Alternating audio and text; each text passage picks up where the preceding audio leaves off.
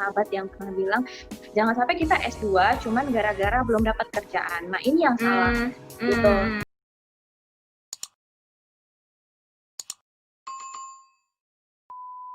Ngomong soal kuliah, ada nggak sih perbedaan sistem perkuliahan di Indonesia dan di Malaysia gitu? Jelas pasti beda ya. Kalau misalnya S1 sama S2-nya. Karena juga nggak tahu sih kalau S2 di Indonesia seperti apa gitu. Cuman sepertinya sih memang kalau S2 lebih interaktif antara dosen dengan mahasiswanya lebih interaktif. Dan apalagi waktu itu sekelas cuma 5 orang. Iya, aku dengar sih. Aku kemarin juga ada sempat wawancara teman aku. Terus. Ya, jadi sedikit banget kalau untuk S2 gitu kan di kelasnya. Jadi waktu itu cuma 5 orang, jadi bukan seperti kuliah ya, kayak belajar kelompok. Kayak belajar kelompok gitu, 5 orang. Dan kalau dibilang sistem perkuliahan, sepertinya dari segi ujian kali ya berbeda. Oh gitu. Jadi kalau diperhatikan, ujian di sana itu mostly esai. Jarang banget ada ujian yang objektif. Gitu. Oke, kalau kita kan masih ada ya waktu perkuliahan tuh, waktu exam kan. Awal-awal ada sih. Kalau aku komunikasi esai semua. Esai semua. Dan esai tapi satu ini kan, satu HVS, bukan HVS apa namanya? Kertas folio gitu kan, satu lembar. Jadi awal-awal tuh kaget. Awal-awal ujian tuh kaget karena dikasihnya buku. Hah? Dikasih apa? Buku. Jadi untuk nulis jawabannya itu tuh bukan selembar kertas folio, tapi buku isinya tuh ya buku kertas folio tapi kumpulan kertas folio gitu loh. Jadi kayak LKS lembar jawaban gitu. Tapi emang akan sepanjang apa sih nulisnya? Buku ada kali 10 lembar. Ada kali 10 lembar gitu. Ya, jadi kan kaget ya lama tuh. Ini mau nulis apa sebanyak ini gitu kan. Cuma kayak lihat teman-teman tuh gitu kenceng gitu kan nulisnya sampai ada yang minta tambah lagi. Mereka nulis apa? Itu serius. Jadi kayak gitu. Jadi dan ternyata kalau itu kayaknya nggak hanya S2 aja ya, S1 juga kayak gitu sistem ujiannya.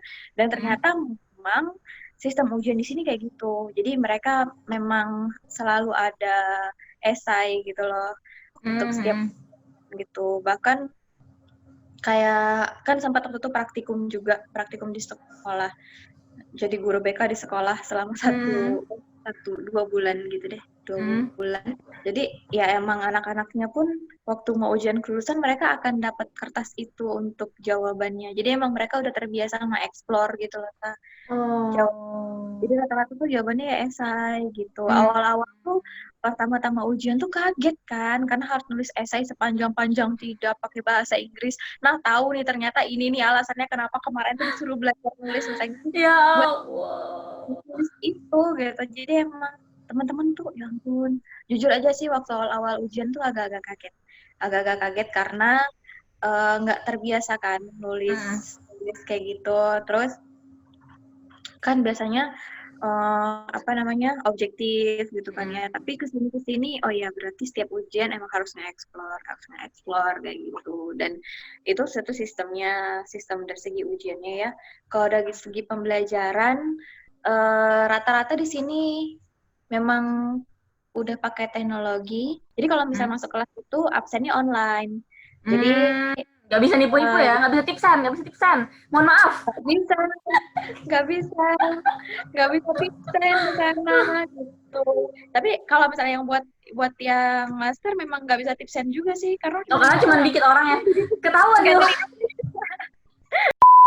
Perasaan Mbak waktu awal masuk gitu ya, sebelumnya kan kuliahnya di UPI gitu ya, mayoritasnya masyarakat Sunda gitu ya. Terus sekarang untuk pertama kalinya ke luar negeri, masuk kampus dari berbagai yang isinya orang dari berbagai belahan dunia, itu gimana?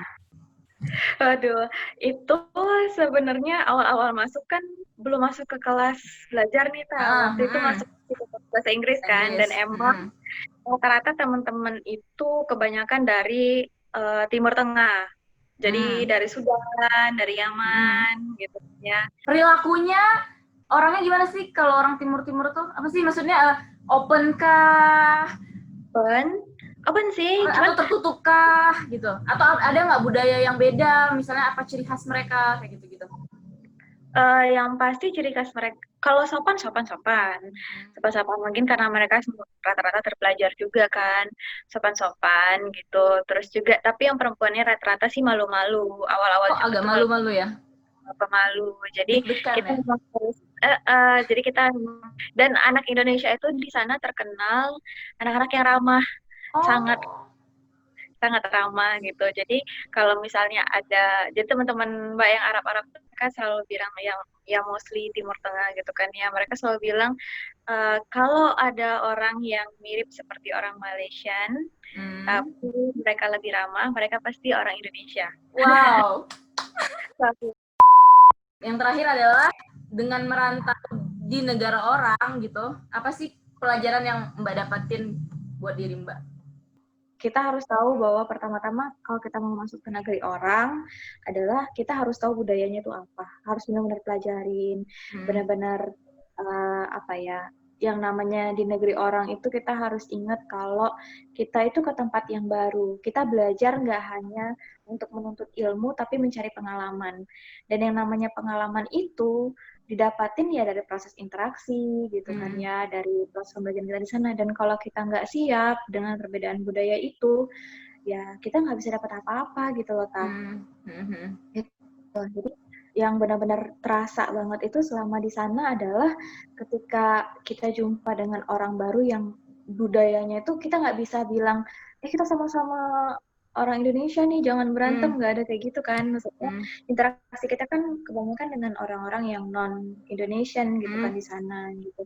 Dan kita pun ibaratnya di sana tuh ngerasanya perbedaan itu terasa gitu. Perbedaan itu terasa. Disitulah benar-benar belajar gimana caranya supaya bijak dalam berkata-kata, bijak dalam bersikap gitu kan ya. Karena yang selalu diingat gini, kita di sana itu mau apapun jalurnya, kita adalah representatif dari negara kita. Gitu. Mungkin nggak bijak ya kalau kadang-kadang ada orang yang bilang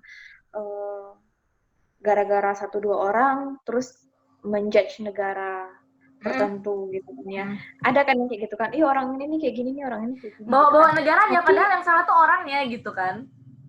Iya gitu, tapi kan kita nggak bisa memungkiri ya, ada orang-orang yang seperti kita nggak bisa kontrol pikiran orang gitu kan. Iya. Jadi yang paling penting harus diingat adalah ketika kita bawa diri, ketika kita keluar negeri, kita harus ingat bahwa kita bawa nama diri kita bawa nama orang tua kita bawa nama negara kita, karena udah keluar negeri gitu kan ya.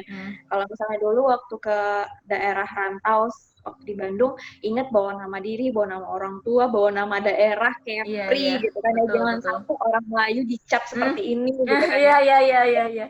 Nah, jadi sekarang kalau begitu ke luar negeri, kita pikir jangan sampai orang Indonesia dicap seperti ini gara-gara saya yang begini gitu. Jadi pelajaran yang paling penting justru malah ketika kita keluar, kita jadi lebih, ibaratnya apapun permasalahan negara kita gitu, apapun kondisi negara kita, ya jangan sampai kita yang di luar itu justru makin mencoreng nama baik negara sendiri dengan sikap-sikap kita. Itu yang paling penting sih. Hari ini kita dapat ilmu baru. Semoga bisa cepat-cepat ketemu dan bisa silaturahmi langsung. Oke? Amin.